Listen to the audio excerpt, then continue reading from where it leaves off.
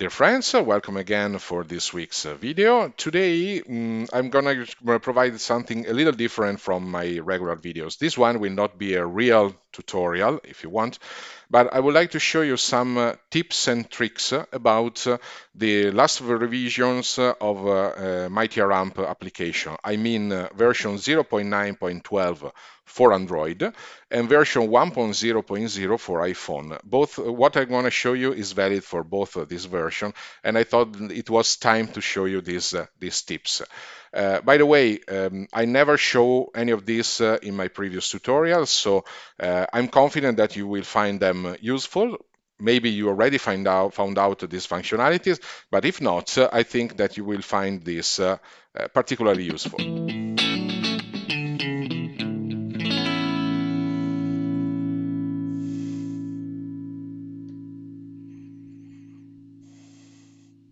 So here we are. You see the screen on my smartphone.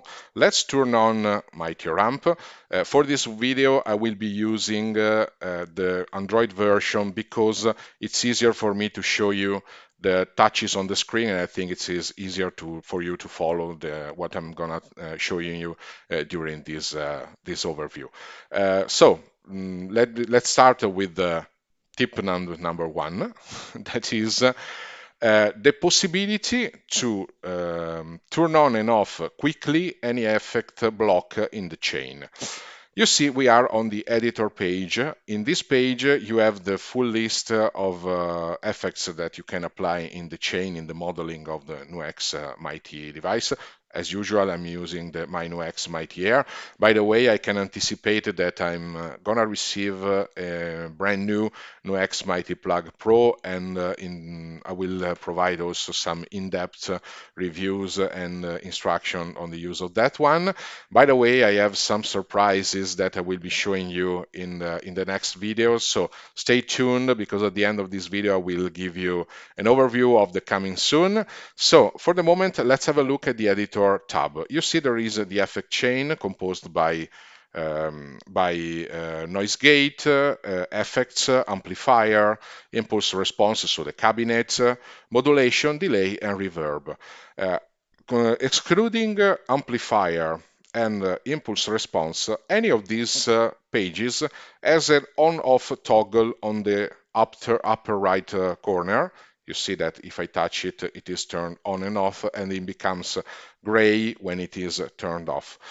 The tip I want to show you is that it is possible in this app to turn on and off these blocks without having to select the page and pushing this. You see, if I scroll on the icon of the noise gate, it is turned on and off. I'm confident that you can see me scrolling my finger onto that one. It is an on and off functionality, so you just need to scroll up or down, whatever you like.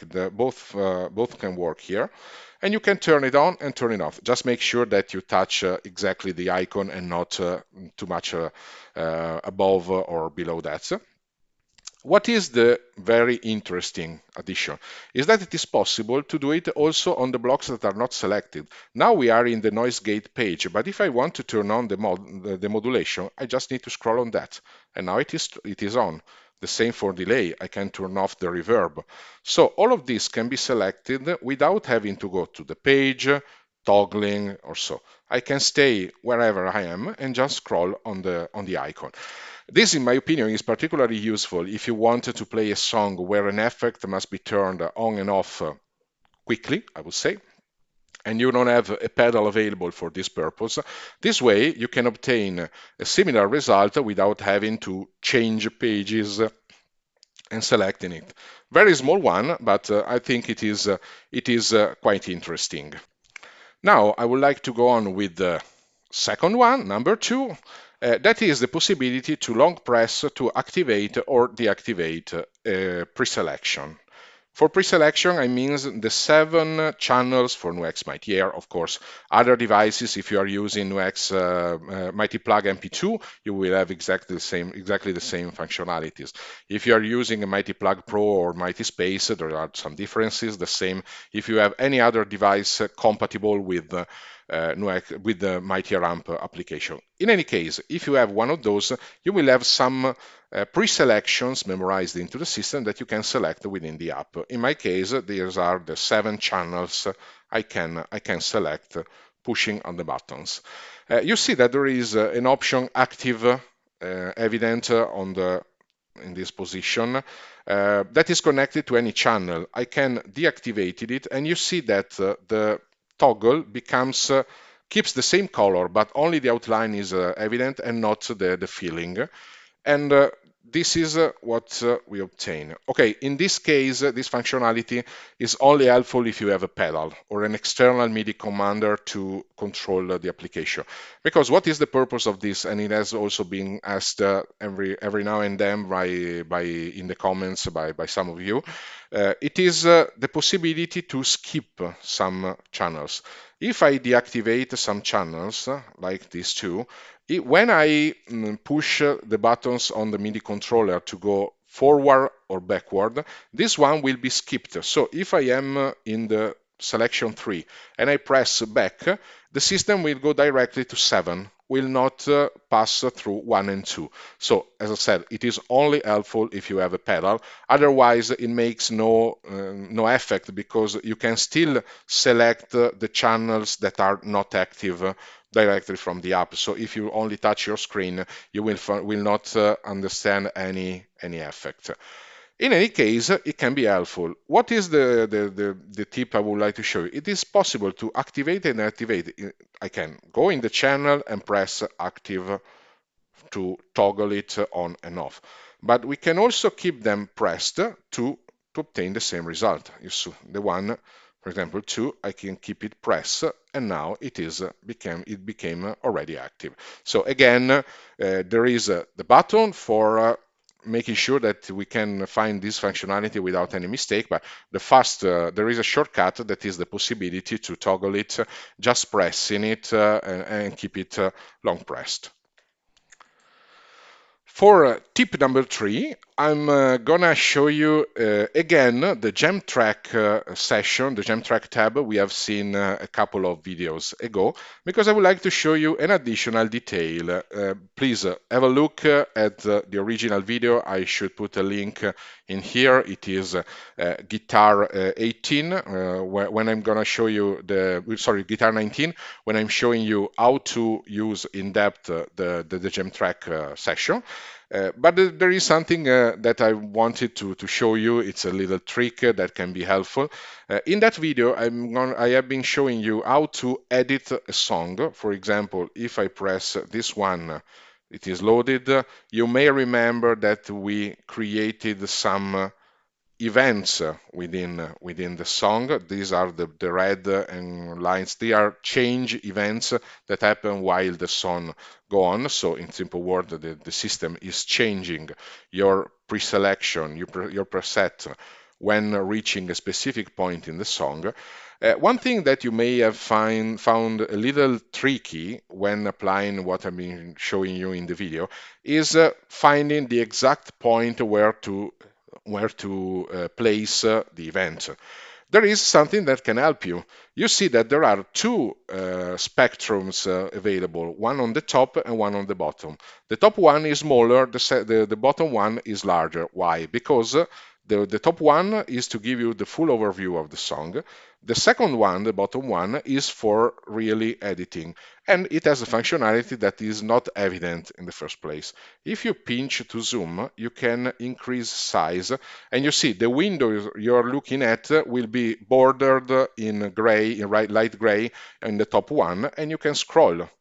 So this way you can zoom in and place events with a higher level of detail, and this makes it very easier to do that, to obtain that result. So, and then of course you can pinch out, like it's a regular functionality for any smartphone, to fine-tune the selection and have a look in detail. This one really is very helpful if you use that functionality regularly, because this way you can find exactly the right position. Believe me, it's quite frustrating trying to find the exact second of the change, a millisecond before, millisecond after, if you cannot pinch the zoom. So this one is really an helpful functionalities that we can now have available. Okay, now let's return to Editor tab to show you the trick number 4. This one, to be honest, is valid not only for the Editor tab, but also for any other tab wherever we have a slider available. You see that, for example, if I go in the amp, I can select some values for gain, level, bass, and there are these sliders I can select. Of course, sometimes if you want exactly 70, it's not so easy, because you need to be very precise in selecting the value, and this can become a little frustrating. Frankly speaking, in particular in the drums section, I found that really frustrating, because there are also the fractional parts of the tempo, and finding the correct one. For example, I want 164, it's very difficult. What can be done is, let me show you here so there is no noise. You can double click any of this selector, and this way you have a window that allows you to put in the exact number you want. For example, I want a 35, let's write it and set it like this. This is very helpful, because this way you can be extremely precise and remove any frustration. Of course, if you have a big screen like a tablet, that is not a big deal. But if you are working on a smartphone in vertical way, like I'm doing like now, because this way I can see all the selectors, otherwise in horizontal they become even smaller, it's even more difficult. It can be really a pain to select the right value. This way you can do it exactly, as I said, in drums. If I want 164 precisely, I just need to write it, and that's all. So very, very helpful in my opinion. I find it very practical, in particular when you are on the go with your smartphone. You don't have a stable position to place it. You need to maybe control it with a single hand. It's not so easy, but this way you can obtain really a good result.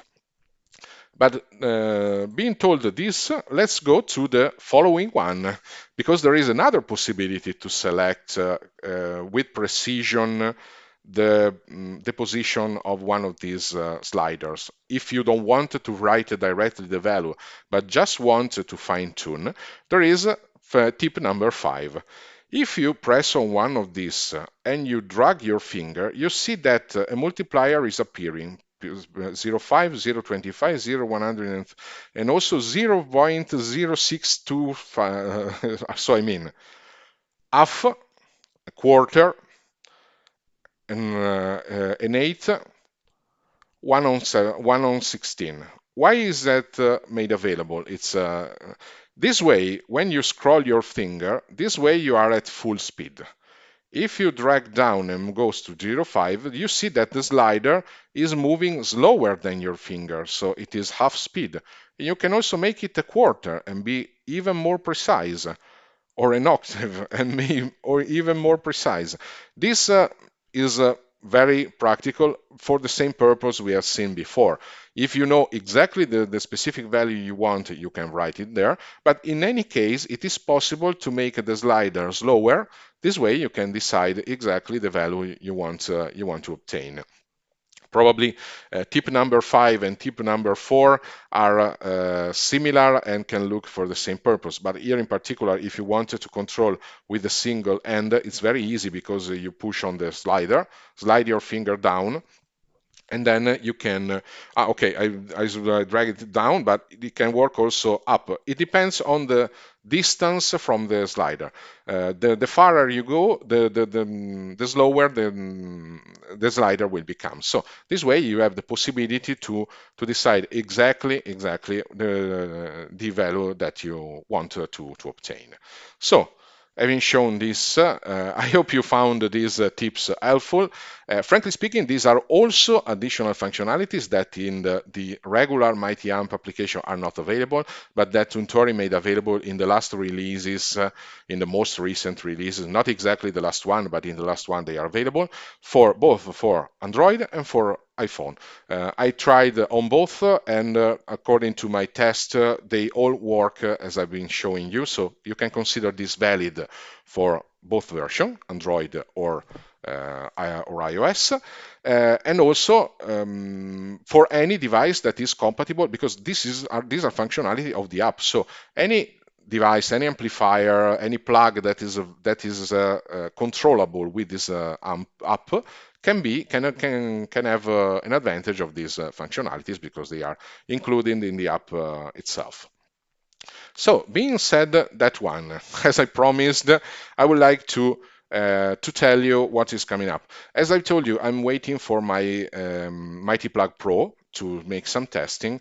In the meantime, next week I will welcome you with a video about the construction of an effect chain, this time using my NUX Mightier, because I would like to make also a comparison between NUX Mightier and NUX Mighty Plug Pro that has additional functionalities, by the way, that the effect chain can be also reordered. But my focus will be to show you what are the purposes. I also prepared a sort of handbook that I will be sharing during that video, in the description of that video, to show you what is the meaning, what is the purpose of different blocks that is possible to have, and this different selection within the blocks.